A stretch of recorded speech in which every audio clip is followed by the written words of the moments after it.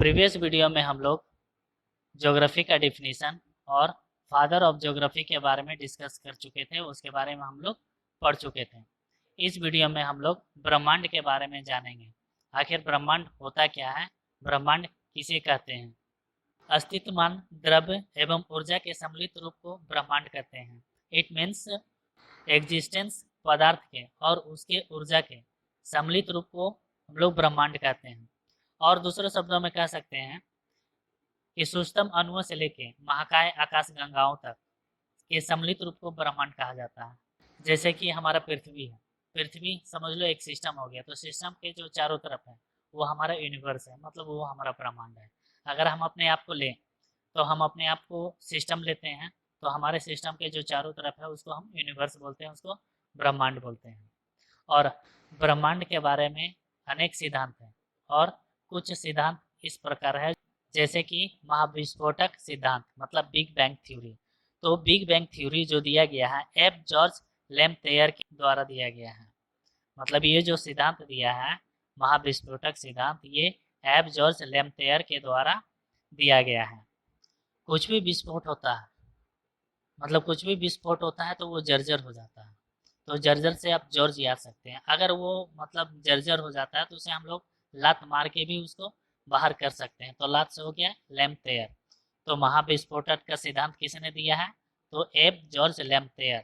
दूसरा जो सिद्धांत है जिसको बोलते हैं साम्यावस्था सिद्धांत, मतलब steady state theory. Steady state theory दिया है थॉमस गोल्ड एवं हार्मन बॉडी। देखिए इसे ही याद हम रख सकते हैं हार्बल बॉडी। देखिए हमारे बॉडी में फोड़ा फुंसी ना हो या मुहासे या मतलब फुंसी ये सब ना हो, इसके लिए हमारा शरीर कैसा हो, स्थिर होना चाहिए। हमारा स्किन स्थिर हो कब, जब जब हर्बल का सामान यूज करेंगे तो हमारे बॉडी में फोड़ा फुंसी और मुहासे ये सब का स्थिरता आ जाएगी। तो साम्य अवस्था हो गई एक हार्मन बॉडी। और एक और साइंटिस्ट है जिसको बोलते हैं थॉमस गोल्ड, तो इसको भी याद कर सकते हैं समय पर गोल्ड, मतलब समय अवस्था मतलब समय पर गोल्ड मतलब थॉमस गोल्ड।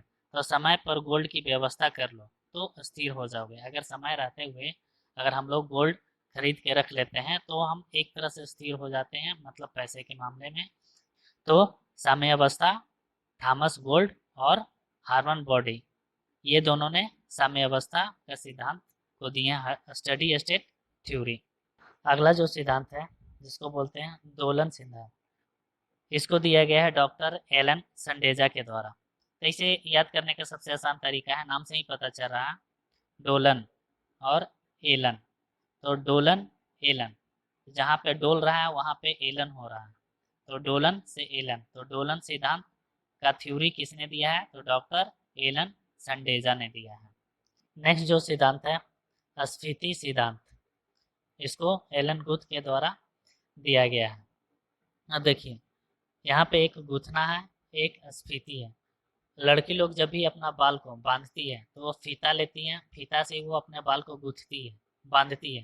तो यहाँ बांधना को हम लोग गूथना भी बोलते हैं। तो लड़की लोग फीता से अपना बाल को गूंथती है, तो गूथना से गुथ हो गया और फीती से हो गया स्फीति।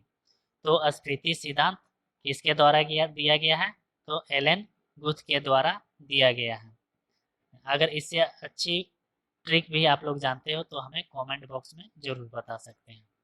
अब देखिए यूनिवर्स की उत्पत्ति में मतलब ब्रह्मांड की उत्पत्ति में सबसे ज़्यादा मान्य जो सिद्धांत का दिया गया है वो बिग बैंग थ्योरी का मतलब महाविस्फोटक सिद्धांत का दिया गया है। तो जानते हैं कि महाविस्फोटक सिद्धांत आखिर हुआ कैसे, किसे कहते हैं। बहुत छोटे छोटे अणु हैं, मतलब छोटे छोटे मॉलिक्यूल्स, जिसका वॉल्यूम मतलब उसका आयतन बहुत ही कम था, मतलब छोटे छोटे अणु का मॉलिक्यूल्स का उसका वॉल्यूम बहुत ही कम था। और लेकिन इसका जो टेम्परेचर और उसका जो डेंसिटी अनंत था, इन्फिनाइट था, मतलब उसका कोई सीमा नहीं था टेम्परेचर और डेंसिटी का। मतलब जो मॉलिक्यूल्स था, मॉलिक्यूल्स का वॉल्यूम बहुत ही कम था लेकिन टेम्परेचर और डेंसिटी बहुत अधिक था।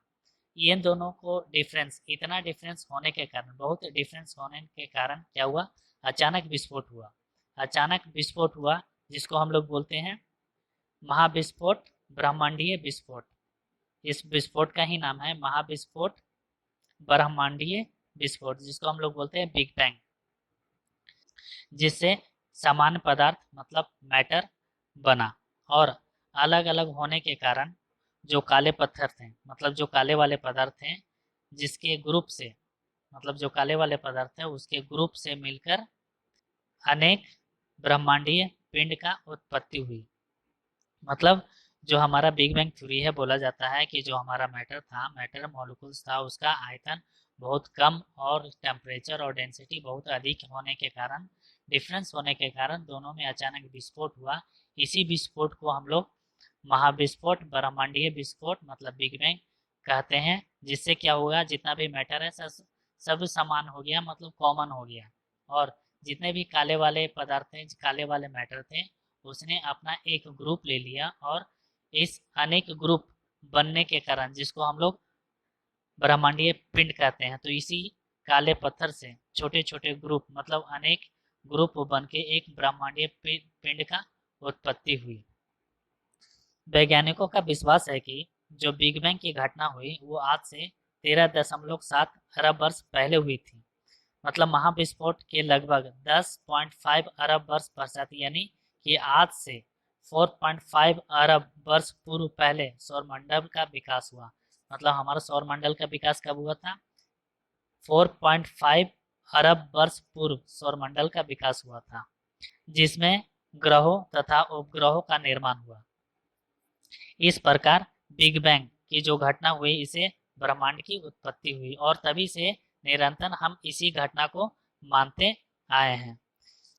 ब्रह्मांड के रहस्य को जानने के लिए एक एक्सपेरिमेंट किया गया जेनेवा में, और सेंटर का नाम है European centre for nuclear research, CERN, European centre for nuclear research, ये जेनेवा में है। और ये एक्सपेरिमेंट 30 मार्च 2010 को किया गया। एक्सपेरिमेंट में ये किया गया कि पृथ्वी की सतह से 50 से 175 मीटर नीचे 27 किलोमीटर एक सुरंग बनाया गया।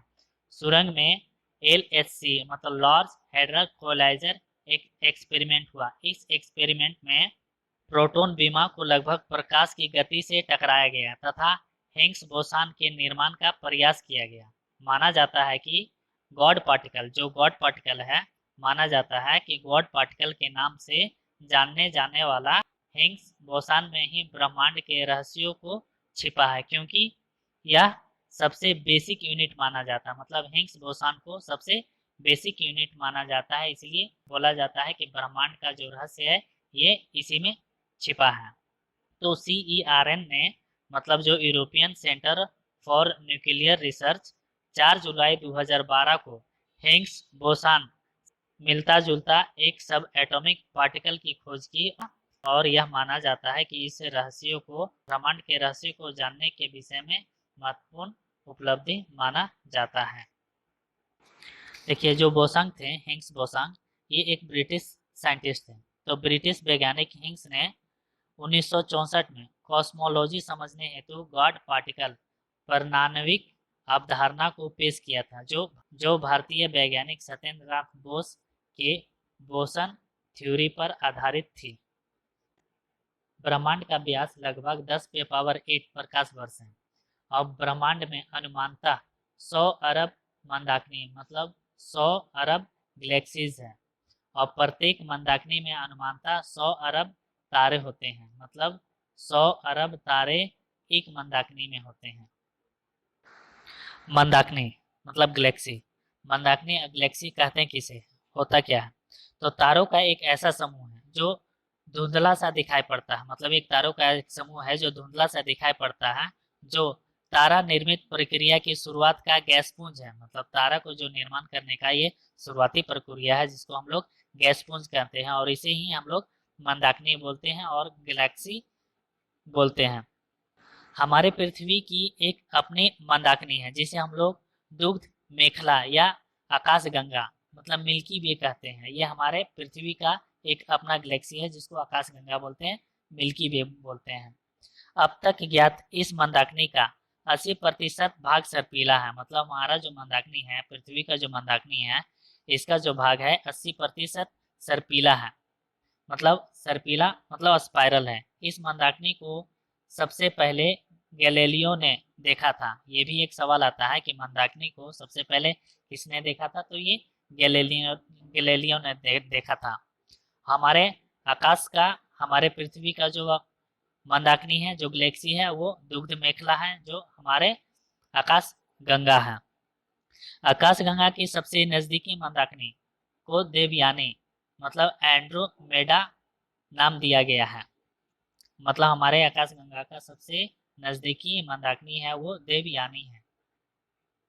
देखिए इसको कैसे याद कर सकते हैं कि हमारे आकाश गंगा का सबसे नजदीकी गैलेक्सी देवयानी। अब देखिए, अब पृथ्वी से सबसे हमारा नजदीक, हम किसको, हम भगवान को पूजा करते हैं, सूर्य भगवान को पूजा करते हैं, तो ये हमारा देव है। तो देव हमारा सबसे नजदीक है।